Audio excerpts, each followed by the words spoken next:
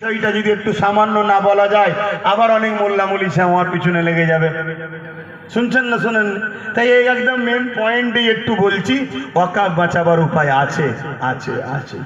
আল্লাহ নবী যখন মক্কা জমিনে দ্বীনের কথা বলে, ইনসাফ ইনসানিয়াতের কথা বলে, মানবতার কথা বলে, জালিম আবু জেহেল উতবা সাইবা রাজ ক্ষমতা দিয়ে আমার রাসূলুল্লাহকে কতল পর্যন্ত করতে চেয়েছে।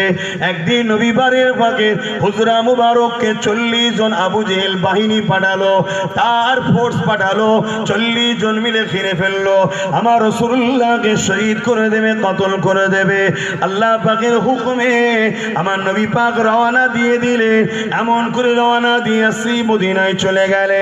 এ যুবকেরা, তরুণীরা, বাপেরা, মদিনার জমিনে গিয়ে আল্লাহ নবী ন্যায়ের কথা শোনালেন, ইনসাফের কথা শোনালেন, ইনসানিয়াতের কথা শোনালেন। দলে দলে মানুষ জুলুমের রাস্তা ছেড়ে দিয়ে ইনসাফ ইনসানিয়াত ন্যায়ের রাস্তায় আসতে লাগলেন। এই সময়ে নবী আমার তাদেরকে নিয়ে এবং টোটাল ইয়াসরিব মদিনার মানুষ দিগকে নিয়ে আল্লাহ নবী বললেন, আমাদের একটা রাষ্ট্র কায়েম করার দরকার আছে, অর্থাৎ রাজ পাওয়ারের দরকার আছে। কেন? ইয়াসরিব খুবই পিছিয়ে পড়া গরিব মানুষ, কেউ আমাদেরকে গুরুত্ব দিচ্ছে না।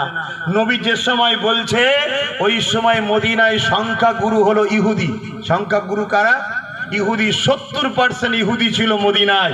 আল্লাহ নবী ইহুদিদের ধর্মগুরুদের ডাকলেন, ইহুদিদের নেতাদের ডাকলেন, অগ্নি উপাসক, মূর্তি পূজারী সব ভাইকে ডাকলেন, ডেকে এক জায়গায় বসলেন।